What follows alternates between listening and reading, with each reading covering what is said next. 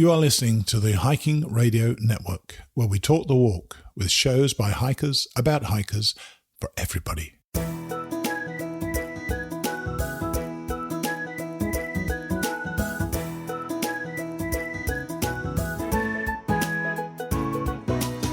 Mighty Blue on the Appalachian Trail, the ultimate midlife crisis.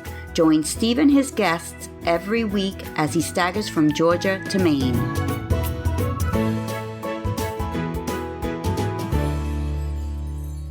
Hi guys, and thanks for coming back to hear me once more. You're listening to Mighty Blue on the Appalachian Trail, the ultimate midlife crisis. I am Mighty Blue, or Steve Adams, and if things have gone as I hope they have, I should be getting quite close to Mount Whitney on the John Muir Trail as you listen to this. Today we have a kind of follow-on to last week's show when we spoke with Randy Silverman of the Youth Mental Health Project. Randy beautifully set the scene for today's show by telling us about the remarkable story of Jesse Cody, the Boston Mule. She didn't tell you about why he's a Boston Mule, and I think you're going to get a kick out of exactly who the Boston Mule is to Jesse. I'm not going to go over everything we said last week. Instead, I want you all to meet Jesse, and I hope that you listen carefully to what he has to say about his hike, his mental health, and how the one benefited the other. Here's Jesse. So my guest today is unusually not somebody I've already spoken to about our interview. He's out hiking the PCT right now, so this is going to be a one and done. This is Jesse Cody, or the Boston Mule. Thanks for taking the time today, Jesse. How are you? Great, Steve. Thank you. Thanks for getting me on your show. Well, I know you're out there now, so it's now 11:30 on a Sunday morning for me, so it's 8:30 in the morning for you, and I know that's for hikers who want to get out there, they just want to get going. So I'm glad we're having a chance to chat. And I should warn you all the listeners, and normally when you have a trail name, that trail name reflects something stupid you've done on the trail, or maybe you've named yourself. But I want to warn you, the Boston Mule is very much a part of this story, probably as much as Jesse Cody. Isn't that right, Jesse? Yeah, I would say so. Yeah. There are several meanings to it, I guess, but yeah there's a pretty good original story to how it came about. Well, I'm going to come to that in a second, but first off, you've got to tell us how you got the name, and then we'll talk about who the mule actually is. Absolutely. So in 2015, when I thru-hiked the Appalachian Trail early on, when we were hiking, and I kind of developed my trail family, a group of guys that I was hiking with. Yeah. When we would go into towns every several days to resupply our food, these hiker towns have little burger places and pubs. Of course. And I would always go in and I'd ask the bartender if he could make me a Moscow Mule. And so these little backwood bars in the South knew nothing about what a Moscow Mule was. Surely and didn't have the ingredients. And, and I kept trying, and it was like 3 or 4 towns, 5 weeks in. Do you know how to make a Moscow Mule? And my group of guys already called me Boston, which I thought was kind of bland because I'm sure there were other 50 Bostons out on the trail at that time. But one of the guys I was with looked at me and said, "Hey, Boston, you're never going to get your mule." And that was it. I became the Boston Mule. That's a good name, actually. But, I had to look at, as this is a conversation we're having as a first time, I'm normally more prepared than this. So I had a quick look at your website, and I discovered a blog post that's called "Who is this Boston Mule guy anyways?" Yeah. And in it, you really introduce your alter ego. Tell us how you see the Boston Mule. For me, the Boston Mule is the guy that overcomes, that it sometimes is a bit stubborn, like a mule, literally has things standing in his way. And when it comes to hiking, we're talking about here, mountains, difficult trails, and just kind of finding a way to grit down and keep moving forward. And my other, as Jesse Cody, there have been many, many years where I kind of shied away from taking on challenges, taking on leaps. But the Boston Mule, he's ready. He's ready to get in there. He's ready to put the work in. He's ready to understand. He's ready to pull back the layers. He's ready just to kind of have an understanding of like what life is and what life can be moving forward. So when you're walking, do you I know you do.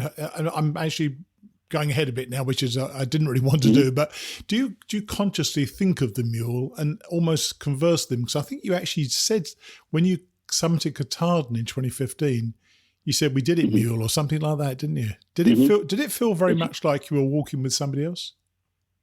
You're asking this question in an incredible time, because yesterday is probably one of the toughest days I've had on any trail. Oh, really? You know, right now I'm in Northern California. It's extremely hot. Yeah. You know, I was hiking. It was a day where I was hiking. I knew I was getting to town, which you want to get to town. And I had about 18 and a half to go, 4 major climbs throughout the 18. The sun's just burning. And I was getting really frustrated. I hiked through burnt forest, so there were a lot of down trees to get up and over. And I just, at one point yesterday, I got to a point where I was like, can I get through the rest of this hike? And I literally said to myself out loud, no one was around, I said, come on, Mule, come on. We've done this before. It's going to happen again. This is another day. You just got to work through it. You got a cheeseburger coming to you.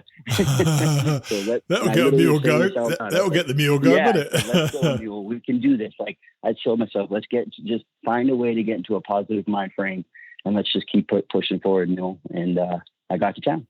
What a wonderful thing to have on your shoulder. And, you know, and we're going to talk about the issues maybe that happened in your past life in a minute. But, you know, to have that somebody who's kind of on your side, although you described him as being effectively a truculent person before, and that you clashed heads a bit when you first started, but you came to live with each other. You thought when you were doing the AT hike that you were going to almost exorcise him, didn't you?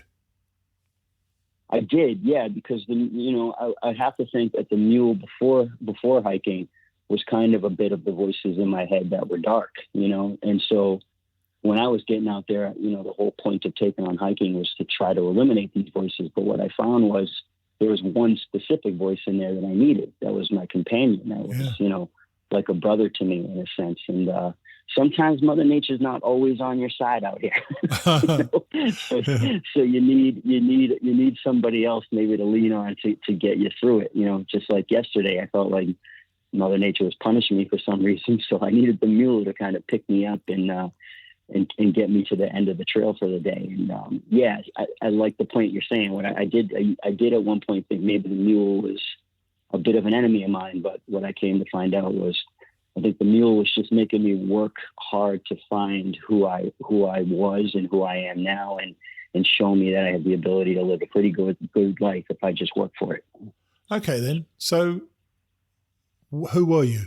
Tell us about this, because I know that reading the book Walk in the Woods had a significant impact upon you, and you eventually ended up hiking the AT. But who was Jesse Cody before? I was a really sad, depressed, narcissistic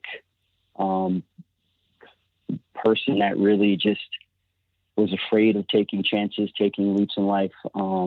I never saw myself living a life worth living. That added up year after year, just kind of convincing me that I was this person, that this is who I am and I can never be anything other.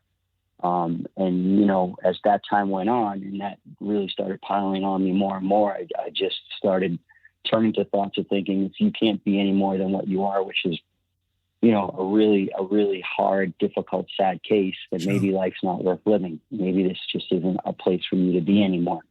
And those thoughts really overtook me, especially in my mid to late 30s, where I was thinking about that kind of stuff constantly. I was also never really showing that to my world, to my friends. The women I dated, unfortunately, saw it in my narcissistic behavior. But in a way, I was acting a lot. You know, I was showing friends and family that everything was great, life was grand. And that in itself made my life hard, because once I was behind closed doors, it was like exhausted from trying to put on this act of someone I wasn't, when I knew I was really, really in a bad place with a really messed up mind, and afraid to look for help because I was ashamed, embarrassed. And so I was just a person who was a shell of himself and literally didn't have an idea of where to go in life and how I could find a better life to live if I was going to stick around on this planet. Did you consider actually taking your life at any stage? I did, yes. Yep. I was at a particular time, I had a pretty bad argument with a girlfriend. it happened in a public place. You know, a friend of mine pulled me out of that public place. I ended up walking home, and I just was in my house, and I was picturing exactly how I was going to do it. And I just sat on my couch and I started crying because I had flashes of, you know, family members in my head. Specifically, I remember that moment of seeing my niece and my nephew and thinking about how would my brother have to explain that to his kids. And so I ended up crying myself to sleep. But, you know, I had all the intention that night of taking my life, and I'm obviously glad I didn't. But there were definitely moments where, you know, I was pretty close to, you know, when I was on that couch, which is the weirdest thing to say, but I was trying to find courage to take on the act, which obviously there's not much courage in taking your life. Yeah. Yeah. So you're pretty much as low as you can get, I presume. And were you abusing booze and drugs at the time or not? Yes. Well, not drugs. But I was running a bar. I was good Lord. bar That's management. helpful. Yeah, that was my career. Yeah. I was in a career that definitely wasn't helpful to my mind frame and behavior. Yeah. So it was easy for me to drink. I would only say, like, the one thing, it wasn't to a point where I was addicted to it. Like, I wasn't going home. It was like I'd party with my friends. Sure. I'd stay out late. But luckily for me, it never became a thing where I depended on it. Sure. So I'm glad that didn't fit into the equation for sure. So you're in this dark place, which I think you've established pretty well. There was a pretty dark place. And you, like me and many others, read Bill Bryson's book, A Walk in the Woods. Mm-hmm. And I think, as I say, you credit that resulting hike of the ATN 24 to 15 with actually saving your life. Tell us how the hike, you know, where do you go from crying, contemplating suicide to suddenly getting on the trail? What was that transition like, and how did that work?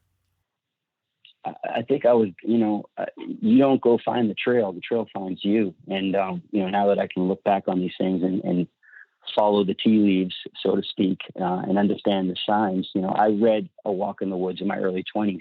It was probably the only book I read in my early 20s. Right. And then it came back into my life in 2015 because Robert Redford announced that he was making the book into a movie. Yes. So this was at the exact same time that I was in my worst place. But I was also coming off my 40th birthday where I had a lot of friends and all my family around me.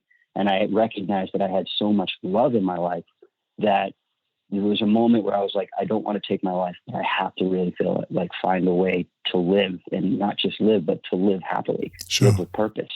And so when all this was happening, you know, Robert Redford made this announcement. And so I just went and picked the book back up with no intention of hiking the AT. Right. But there was just a chapter or two in where it was like, this is speaking, this is telling me, you know, this is something you need. You need a long walk. You need to go rewire yourself. You need to go present life to yourself in a different way. And you need a challenge to do that.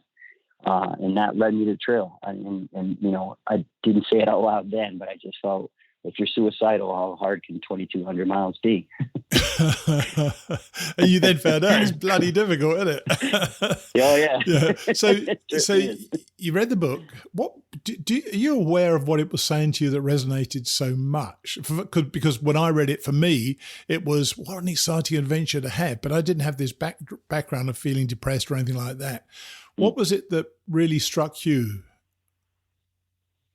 Well, I mean, you know, Bill Bryson talks early on about, even though he had a great life, a successful life, that he felt like some things were still missing. Sure. He felt like some gaps needed to be filled.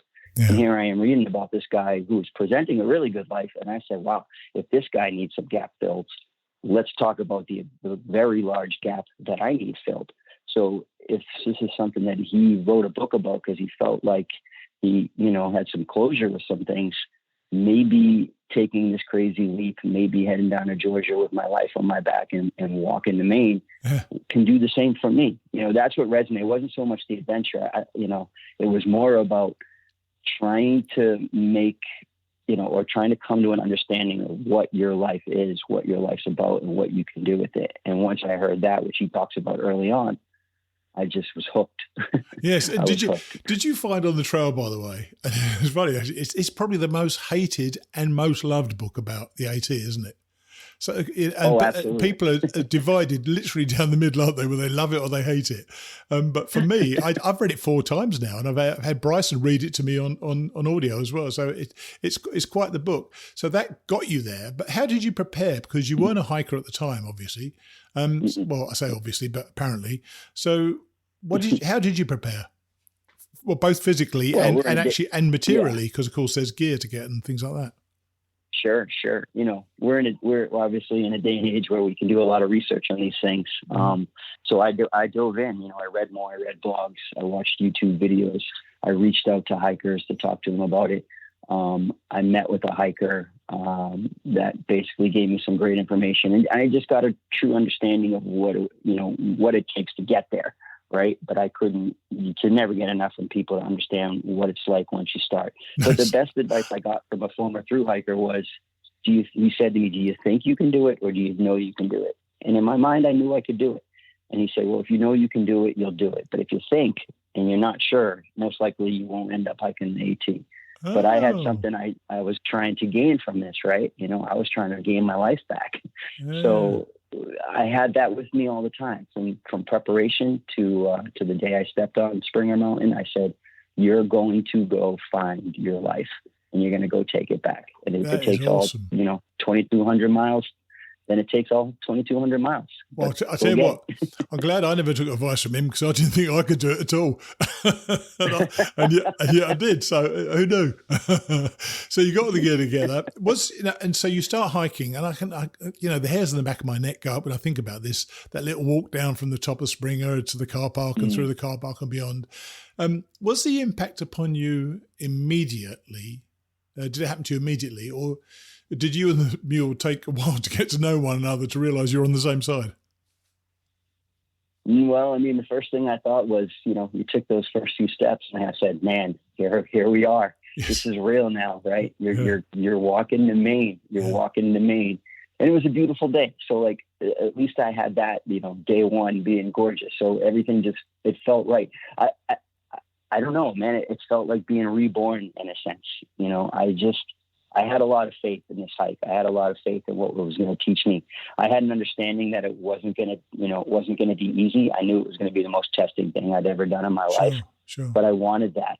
I wanted to believe that you can overcome, Jesse. You can persevere. You can work through the things that you've been dealing with for 40 years of your life, as long as you can remember.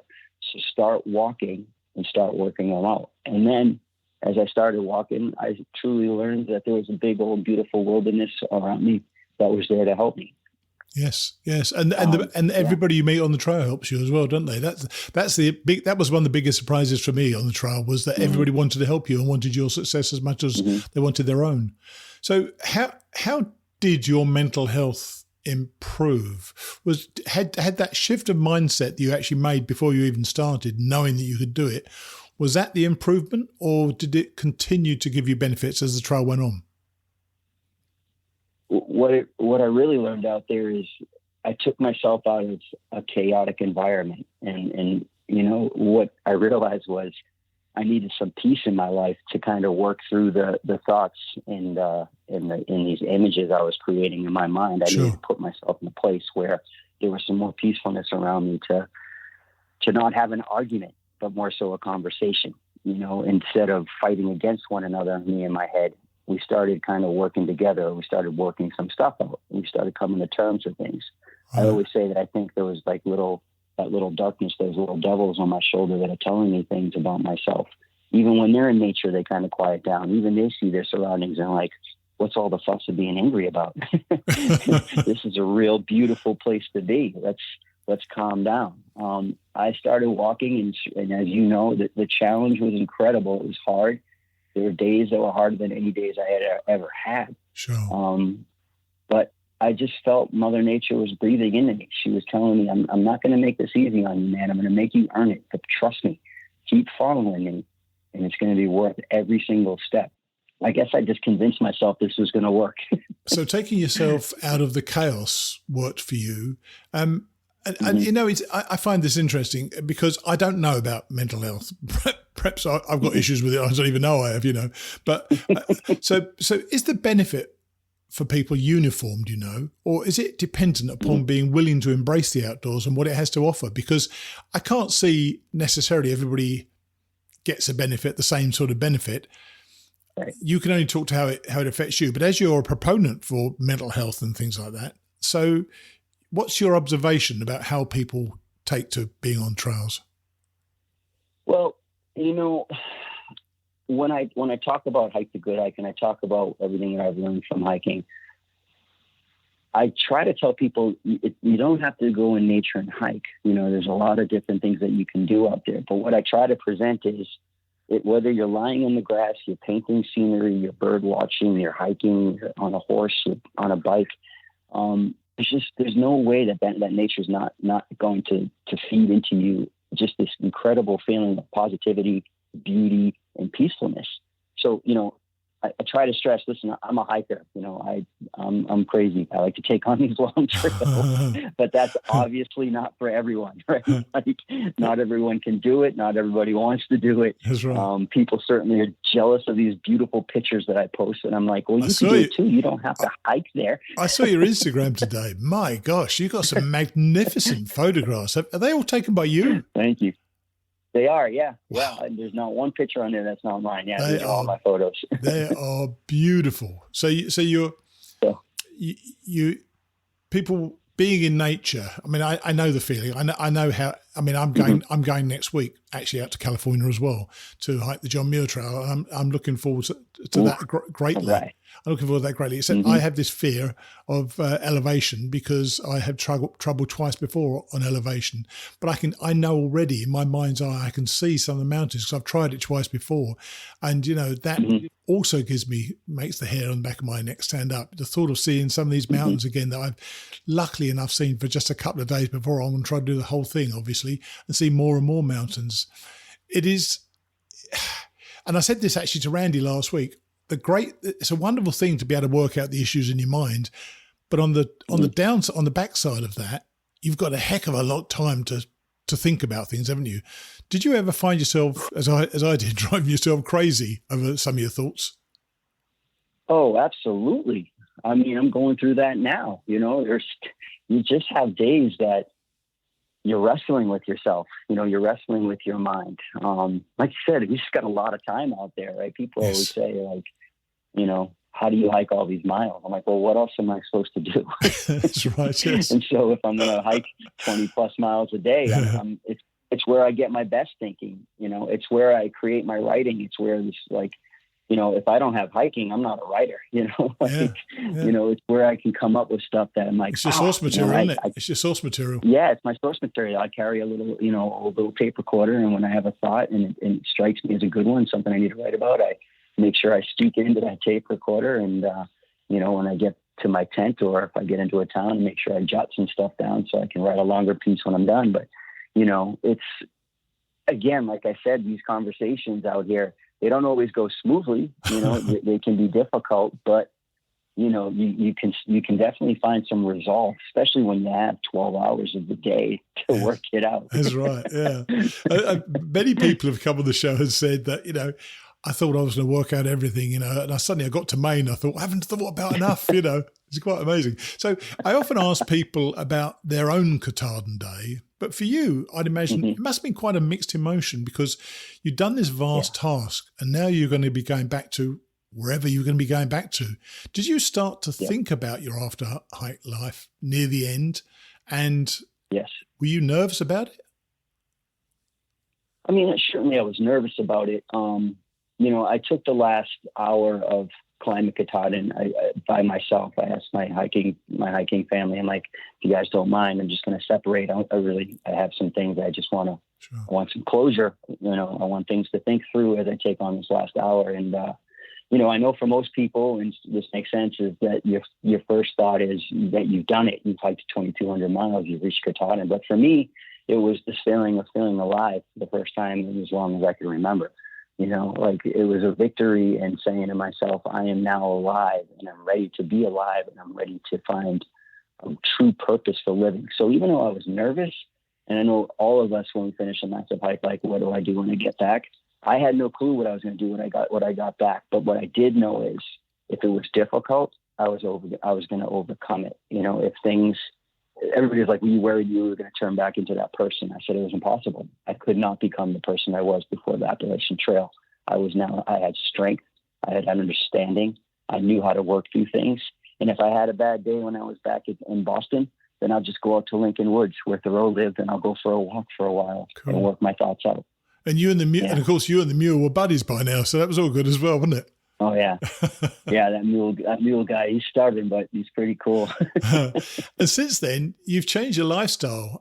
Fill us in on what you've been doing since the AT in 2015. Yeah, man. Well, I mean, life's a lot different since then. You know, about a year and a half ago, I relocated out to New Mexico just on a whim, almost in the same sense of hiking the Appalachian Trail. I went to a place I had never been, but I was being pulled there by a higher power, a bigger force. And I started creating this thing called Hike the Good Hike. You know, that the understanding of Hike the Good Hike, you know, came off of the Appalachian Trail.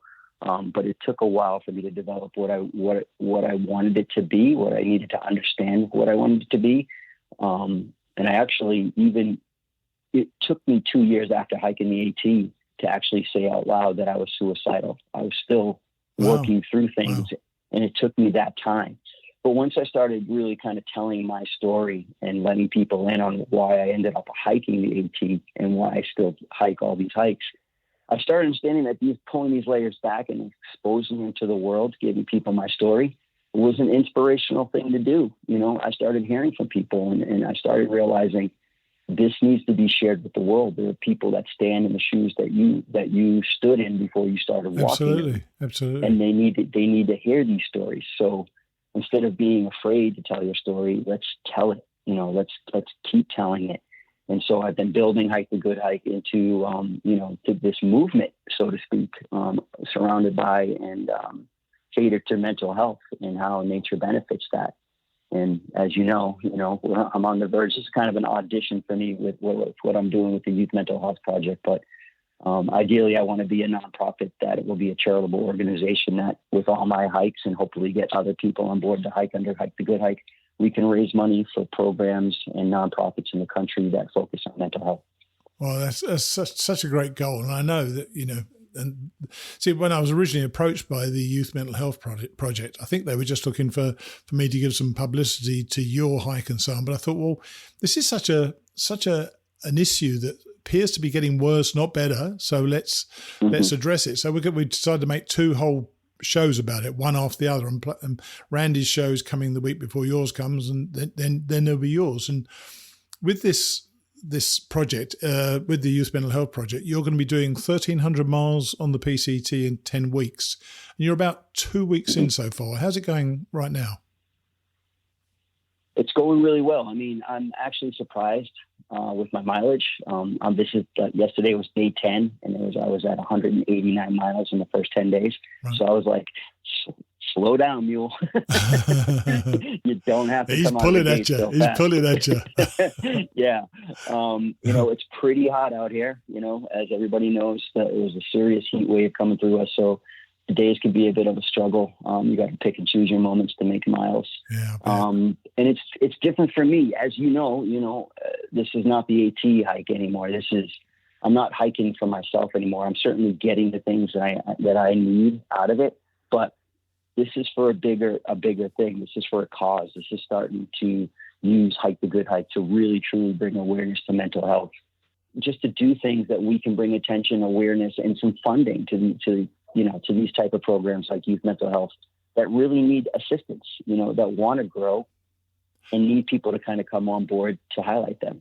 Yeah, well, Randy pointed out the other day, about that she wants people to think of mental health in the same way they think of their physical health, and and while there is a discussion in the country, my guess is exacerbated by the COVID. This issue has got worse and worse, as it were, because of COVID. And at least it's on the table and people are thinking about it. But you're right, funding it is needed. And I'll put a link in the show notes to the funding for this as well. But as you go along on your hike, and you've only been there out there 2 weeks right now, because we're recording on July the 11th. How receptive are other hikers to listen to what you've got to say? Well, so far, I've had some brief conversations, and everybody's all about it. I mean, they think it's amazing. It's funny how many times I hear hikers say, man, I wish I did something like that. And that's kind of what I want to bring to the table with Hike the Good Hike. Instead of wishing, I want to be a platform. I want to be a place that if hikers are thinking about wanting to use their hike to raise money and bring awareness to something, come to me. We'll support your hike any way we can when we're in the position to do so. But here's a place that you can use a platform. Will allow you to use our site to blog and such.